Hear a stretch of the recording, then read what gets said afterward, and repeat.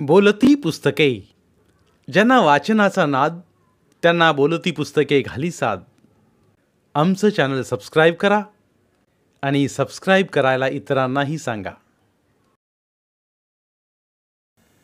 नमस्कार श्रोते मित्र हो. बोलती पुस्तके सादर करत आहे लेखिका नीलम मानगावे लिखित कादंबरी गुंताड, प्रकरण 4. ध्यानी सुद्धा नव्हतं की असा काही अनुभव पहिल्याच दिवशी अनुभवायला मिळेल.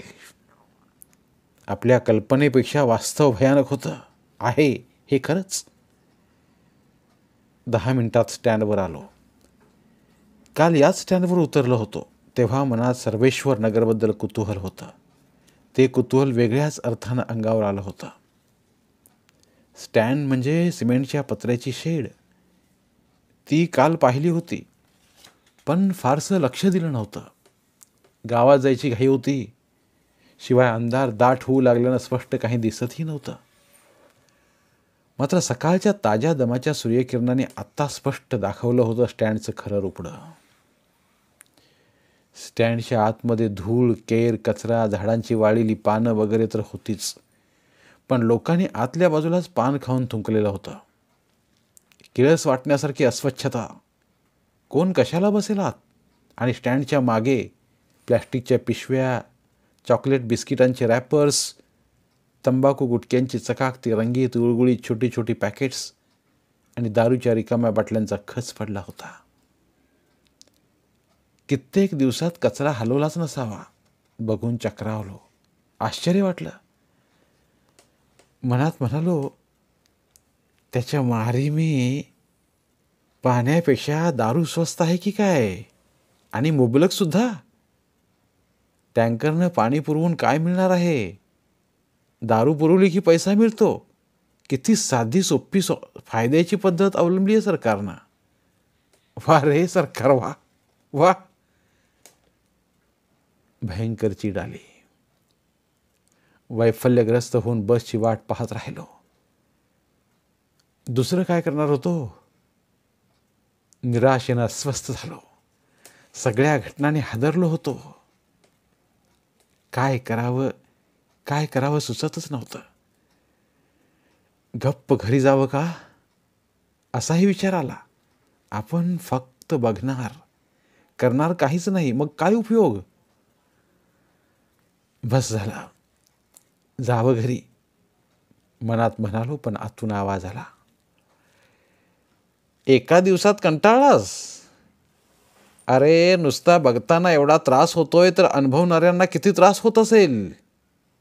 लोक कसं सहन करत असतील? आयुष्य कसं रेटत असतील? ते काही नाही. एकदा निर्णय घेतलायस तो निभवायचा. 15 दिवस, फक्त 15 दिवस कान, डोळे, मन, बुद्धी, विचारांची दारं सताड उघडी ठेवून फिरायचं, जगायचं. 15 दिवसात काही मरणार नाही आहेस. आणि एवढं निराश कशाला होतोस? चांगले अनुभवही येतीलच की. काही चांगलं शिकायलाही मिळेल. आयुष्य बदलेल तुझंही. माझ्याच विचारात असताना वडाप करणारी एक गाडी माझ्यासमोरच येऊन थांबली. अगदी माझ्या जवळच. कुठं जायचं आहे? त्यानं विचारलं. मी गडबडलो. काय सांगायचं याला? उलट त्यालाच विचारलं, कुठंपर्यंत जाते वडाप? सर्वेश्वराबादपर्यंत. अरे हो, येताना सर्वेश्वराबाद की सर्वेश्वर नगर कुठे जायचं हा प्रश्न पडला होता. शेवटचा स्टॉप म्हणून मग आपण सर्वेश्वर नगरला आलो होतो. मनात आलं, सर्वेश्वर नगरात ही तरा तर सर्वेश्वराबादमध्ये काय असेल बघूया. काय हरकत आहे? मी रिक्षात चढून बसलो. साहेब, गाडी सोडायला अवकाश आहे. 4-5 लोक आलं की जाऊया. चालेल ना? चालेल की, मी म्हणालो. मला तरी कुठं गडबड होती जायची. तरी त्याला विचारलं, दादा बस किती वाजता आहे?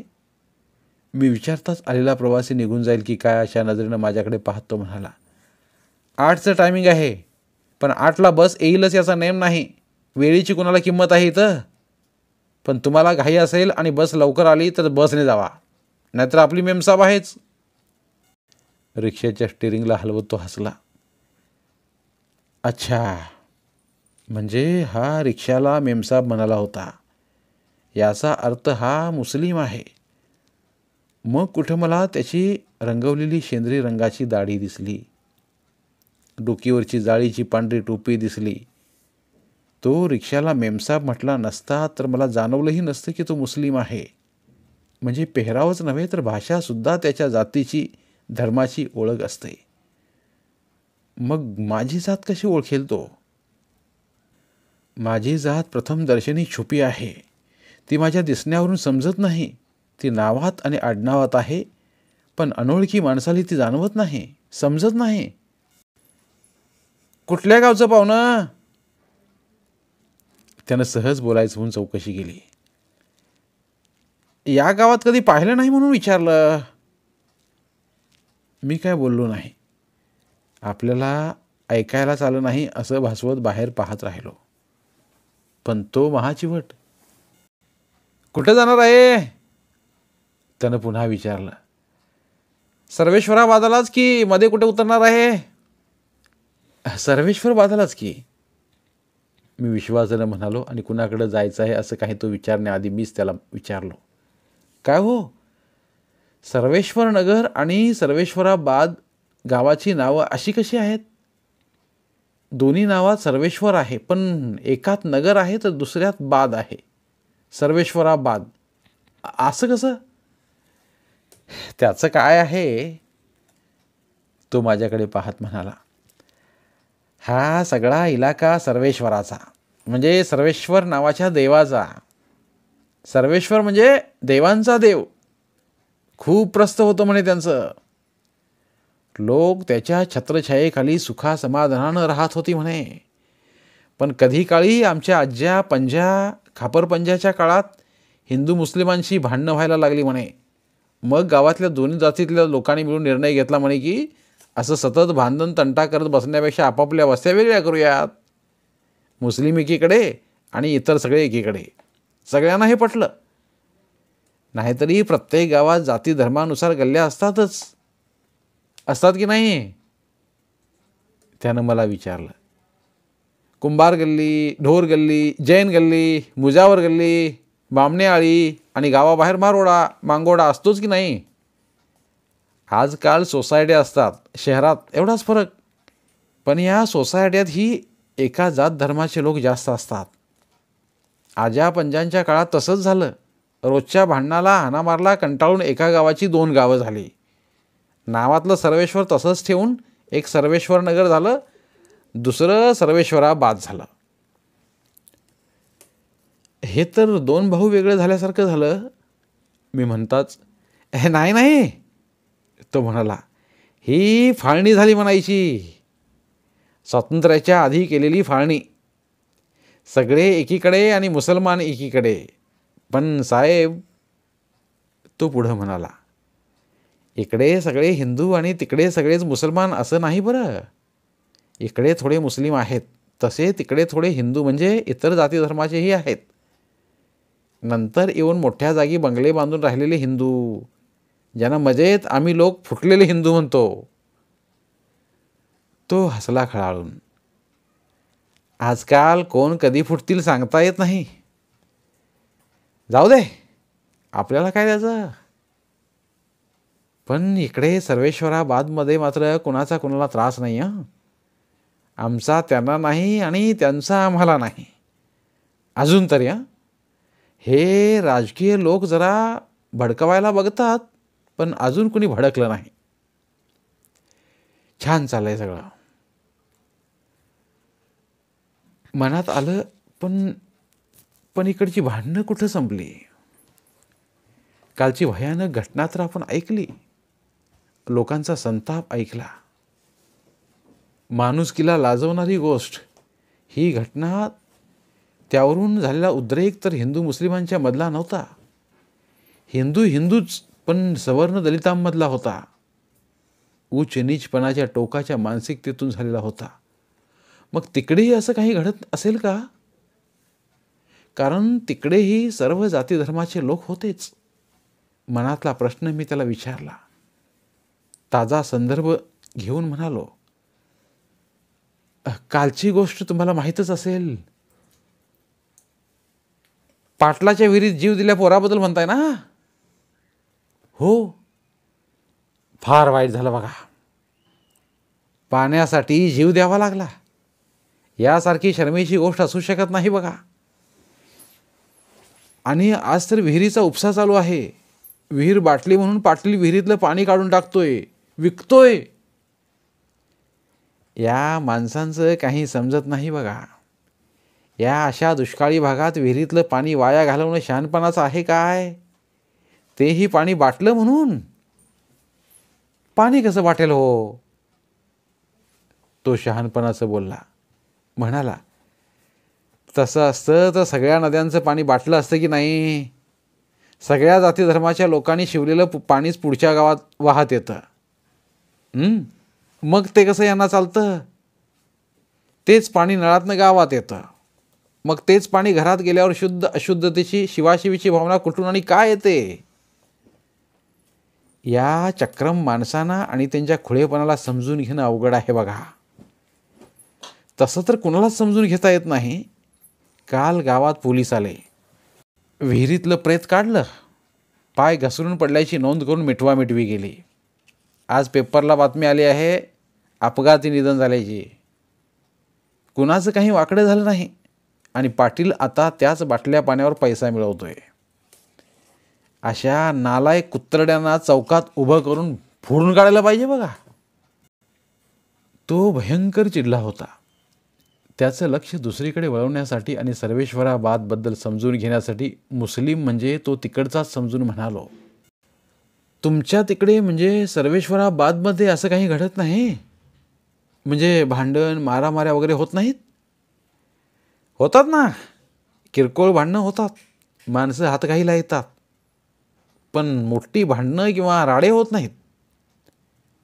तो पुढं अभिमानानं म्हणाला, आमचे इक्बाल चाचा गावात असं काही होऊ देत नाहीत.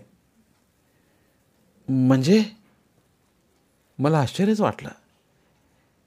इक्बाल चाचा खूप चांगले आहेत.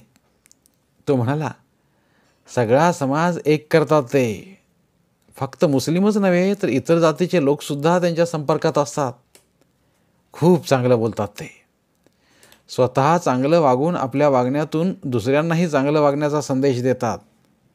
गाडीचं व्यसन नाही आणि इतरांनाही व्यसनापासून दूर ठेवण्यासाठी व्यसनी माणसांच्या आयुष्यात काय काय होतं ते सांगत राहतात. भांडणानं वैर वाढतं, पिढ्यानपिढ्यांची दुश्मनी निर्माण होते. हे सांगताना आपल्या पूर्वजांचं उदाहरण सांगून म्हणतात, आपल्या पूर्वजांनी भांडणाला वैतागून एका गावाची 2 गावं केली. तेव्हा जागा मुबलक होत्या. आता आपण काय करायचं? आता जागा कुठे आहेत वेगळी गावं करायला? त्यापेक्षा एकाच गावात राहायचं तर चांगलं राहूया. भांडायचं कशासाठी? ते म्हणतात, या जगात सगळ्यात मोठा माणूस आहे. माणसापेक्षा मोठं या जगात काहीही नाही. देवसुद्धा नाही. नाही राम, नाही रहीम, नाही येशू, नाही कुठले संत महंत. सर्वसामान्य माणूस मोठा आहे. म्हणून हरेक माणसानं माणसाशी चांगलंच वागलं पाहिजे. असं काही ना काही चाचा सांगत असतात. लोक त्यांना मानतात, त्यांचं ऐकतात. तो एवढ्या तन्मयतेने भक्तिभावानं एखाद्या संताबद्दल सांगावं तसं सांगत होता. ते ऐकून मीही प्रभावित झालो. मला त्या इक्बाल चाचांना भेटावंसं वाटायला लागलं. मला भेटतील इक्बाल चाचा? मी त्याला विचारताच, भेटतील म्हणजे काय? भेटतीलच, तो आनंदानं म्हणाला. माणसांना भेटणं, ओळखी वाढवणं, नाती निर्माण करणं त्यांना हमेशा आवडतं. भला माणूस आहे चाचा. आजचा दिवस सर्वेश्वराबादमध्येच. असा निर्णय घेता घेताच मी त्याला विचारलो, नाही म्हणजे हे सगळं तुम्हाला कसं काय माहीत? मी तिकडेच राहतो ना. तरीच एवढं चांगलं बोलतोय, मनानं निष्कर्ष काढला. 4-5 प्रवासी बसल्यावर त्याने वडाप चालू केली. एवढ्याच पॅसेंजरना घेऊन कसा काय चाललाय हा, मला नवलच वाटलं. कारण आपल्याकडे खचाखच वडाप भरल्याशिवाय वडापवाले वडापची गाडी सोडत नाहीत. मग किती का वेळ लागे ना. मी विचारलं, एवढेच लोक घेऊन कसं काय चाललाय? मध्ये मध्ये पॅसेंजर भेटतात साहेब, तो म्हणाला. तिकडच्या मुलांना इकडे शाळेला आणायचं आहे म्हणून गडबड. मध्ये पॅसेंजर भेटले तर भेटले, नाही तर नाही. शाळेच्या मुलांची सोय आधी बघायला पाहिजे. वडापवाला ग्रेटच वाटला. तिकडं शाळा नाही का? आहे, पण एवढी चांगली नाही. इथली शाळा मोठी. शिवाय इंग्रजी माध्यमाची शाळा फक्त इकडेच आहे. बस वेळेवर नाही म्हणून माझ्या वडापमधून येतात तुम्ही मुलं. पण मी पैसे मात्र कमी घेतो त्यांच्याकडून. बसच्या पास एवढेच. आपल्या मुलांच्या शिक्षणासाठी एवढं तरी करायला पाहिजे ना. अधेमध्ये तो गाडी थांबवत होता. एखादी व्यक्ती उतरत होती. दोघं तिघं चढत होती. अर्धा पाऊण तासात वडाप थांबली. साहेब, आलं सर्वेश्वराबाद, तो म्हणाला. मी उतरलो. इतरही उतरले. खाली युनिफॉर्ममधील 8-10 मुलं मुली वडापची वाट पाहत थांबलेलीच होती. वडापमध्ये चढण्याची त्यांची गडबड पाहत मी थांबलो. चिवचिवणारी पाखरं पटापट एखाद्या दोरीवर किंवा झाडाच्या फांदीवर बसावीत तशी मुलं पटापट जागा धरून बसली. इसे इकबाल चाचा के पास ले जाना रे. वडापच्या रिक्षामधून खाली उतरताच वडापवाल्याने खाली राहिल्या एका तरुण मुलाला सांगितलं. चला साहेब, तो मुलगा म्हणाला. द्या ती सॅक, मी घेतो. अरे नको, यात काही ओझं नाही, मी हसत म्हणालो आणि त्याच्याबरोबर जायला लागलो मोठ्या उत्साहात. कधी एकदा त्या इक्बाल चाचांना भेटीन असं झालं होतं. किती चांगल्या सवयी, किती आपलेपणाची भावना निर्माण केली आहे त्यांनी मुलांमध्ये.